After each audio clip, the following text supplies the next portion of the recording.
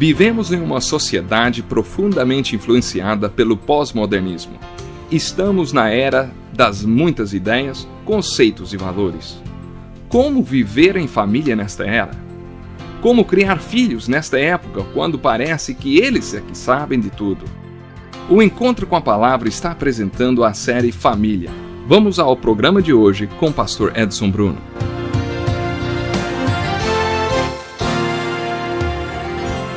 Que bom contar com você para mais um Encontro com a Palavra. Estamos mergulhando nas verdades bíblicas sobre o casamento. No último programa falamos sobre comunicação e um pouco sobre compatibilidade. Mas para falar de compatibilidade, temos que pensar também na palavra aceitação. Há muitas coisas no casamento e no seu cônjuge que você simplesmente tem que aceitar. Coisas que não mudam.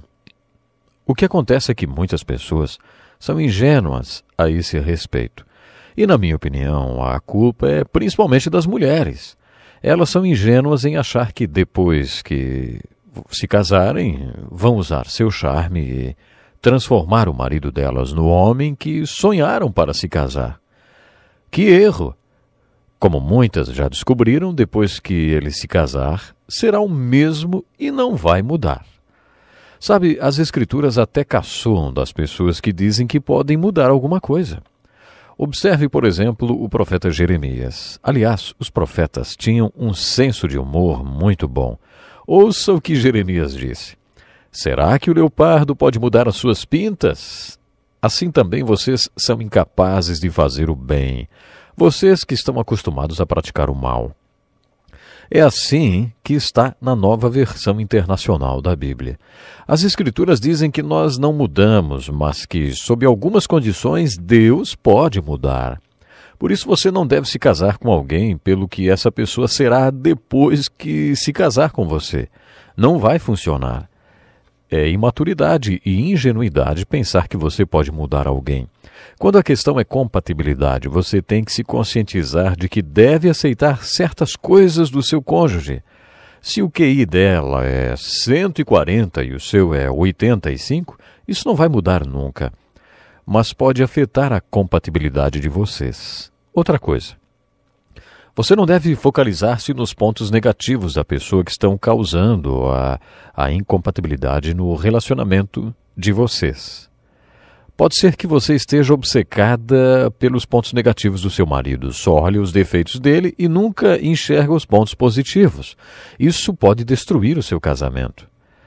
Mas ajude-se você a se focalizar nos pontos positivos, nos quais vocês são compatíveis. Alguns conselhos sobre como escolher uma boa esposa que eu tinha ouvido me ajudaram a pedir minha mulher em casamento. Eu me converti aos 19 anos e o homem que me levou a Cristo foi esse conselheiro. Nessa idade parece que a gente tem uma fera dentro da gente, né? E eu perguntei para ele, o que a gente faz com tanta energia, hein? Ele me respondeu, Deus tem uma mulher para você e essa é a solução para tudo isso que você está sentindo. Pegue um pedaço de papel e faça uma lista de todas as coisas que você gostaria que sua mulher tivesse. Escreva tudo, qualidades físicas, espirituais, intelectuais. Eu escrevi um monte de coisas. Uma das coisas estava relacionada à música.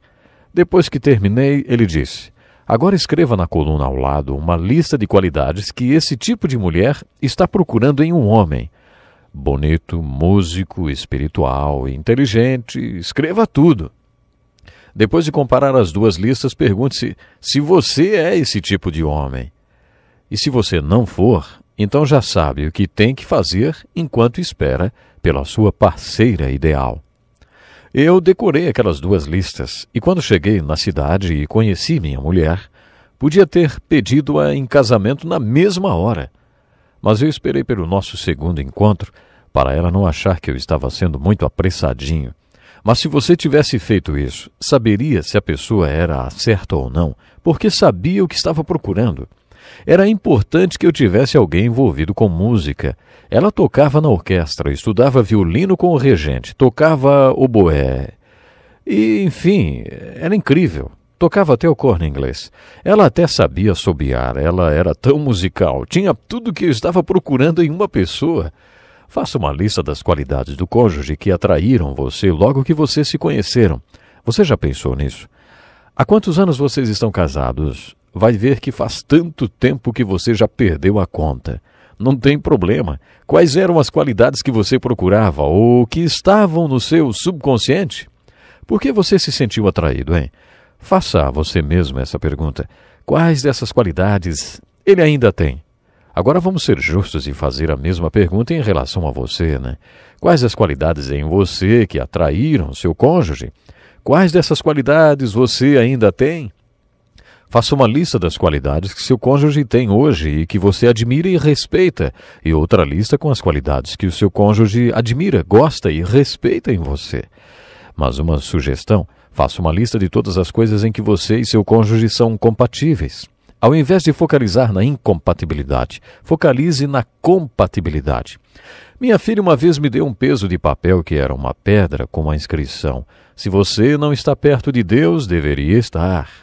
Quando virávamos a pedra de ponta cabeça, encontrávamos essas palavras: quem tirou do lugar? Essa é uma pergunta justa. Se você não está tão perto de Deus como deveria estar, quem foi que saiu do lugar, hein? Foi você ou ele que saiu do lugar, fazendo que um ficasse afastado do outro? Aplique isso ao seu casamento. Eu sei que vocês não estão tão próximos um do outro como deveriam estar, talvez, mas então, quem é que foi que saiu do lugar, hein? Foi você ou foi Deus? O que levou você a se casar, hein? Já esqueceram? Fala-se muito sobre incompatibilidade física. Olha, isso não é brincadeira, é um problema muito sério. A relação física no casamento, o relacionamento sexual, tem 10% de peso no relacionamento. Mas se for supervalorizado, pode significar 90% do problema. Existem muitos casamentos que acabam por causa de incompatibilidade física. Vamos falar mais sobre isso quando discutirmos o último elo. Mas deixe-me perguntar duas coisas se você está enfrentando esse tipo de problema. Quanto da incompatibilidade física no seu casamento estaria resolvida se você estivesse centralizado no seu cônjuge e não em você mesmo, se você realmente se preocupasse mais com o outro do que com você mesmo?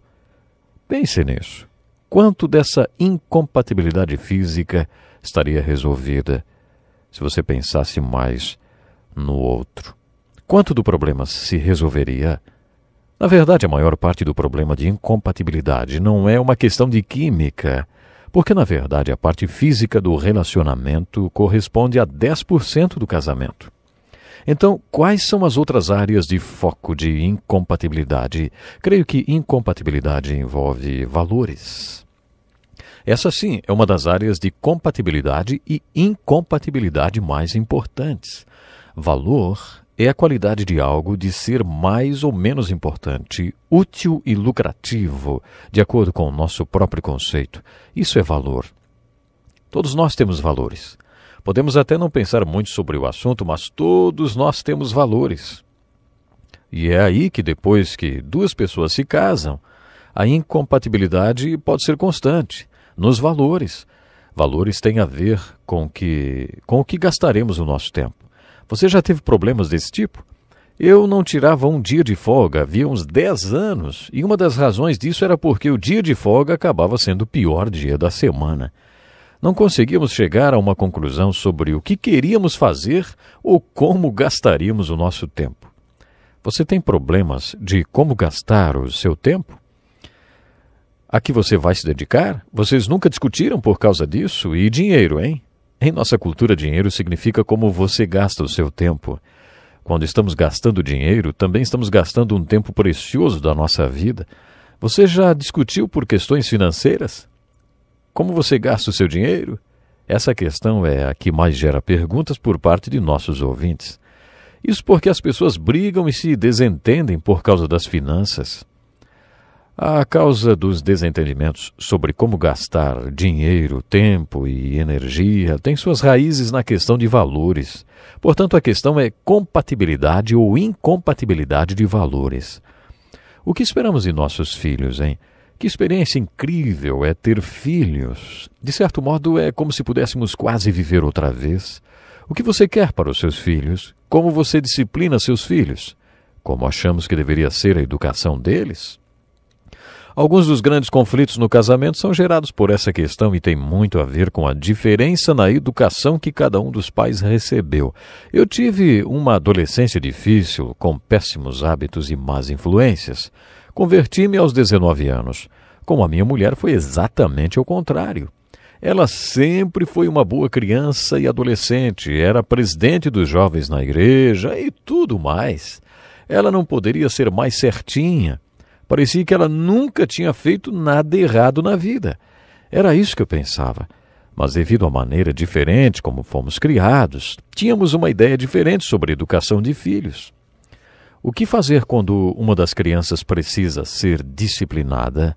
Isso pode gerar muita briga. Está vendo? Isto também é uma questão de valores. Estamos falando sobre compatibilidade de valores. Quando estamos falando principalmente de casamento evangélico, o assunto compatibilidade é muito forte. É uma área muito sensível e talvez eu desagrade a muitos que estão me ouvindo agora, mas esse é um assunto importante. Como você vê o papel do marido e do pai e o papel da mulher e da mãe? Essa é uma questão de compatibilidade de valores muito importante. Vocês têm o direito de decidir quais serão esses papéis, desde que os dois cheguem a um acordo. Existem homens que preferem ficar em casa e não veem problema em a mulher sair para trabalhar. Qual é a definição do papel do homem e da mulher? Esse é um país livre. Você tem o direito de achar o que quiser. O importante é que o casal entre em um acordo. Mas se você quer ter um casamento cristão, esses papéis devem ser definidos de acordo com a Bíblia. Você deve se lembrar que toda essa ideia de casamento e família é de Deus. Foi Deus quem inventou o casamento e a família. Por isso devemos guiar o casamento e a família de acordo com as Escrituras. Na Bíblia encontramos a definição desses papéis para o homem e para a mulher. Se no casamento os dois são crentes e creem na Bíblia como guia para as suas vidas, vocês têm grande chance de encontrar compatibilidade. Se para começar vocês têm esse elo espiritual, as chances de serem compatíveis são grandes, porque vocês têm os mesmos valores. O que diz a palavra de Deus? A palavra de Deus tira todas as dúvidas. Resta ainda uma pergunta: como você interpreta esses papéis, hein? Na Bíblia há textos que definem o papel do homem e da mulher. Nós vamos estar falando mais sobre isso no próximo programa. Meu desejo é que você possa ter uma vida em família digna, que você possa ser feliz de verdade. E essa felicidade depende do seu relacionamento em família. Que Deus lhe abençoe e até o próximo programa. Que lição importantíssima. Obrigado, Pastor Edson Bruno. Prezado ouvinte, coloque em prática o que você ouviu aqui. Sem dúvida, sua vida será grandemente abençoada. Este é um estudo escrito pelo Dr. Dick Woodward, na voz do Pastor Edson Bruno. Escreva-nos e solicite o material. Nosso endereço é Encontro com a Palavra, Caixa Postal 2011, CEP 89201-970, Joinville, Santa Catarina. Até o nosso próximo Encontro com a Palavra.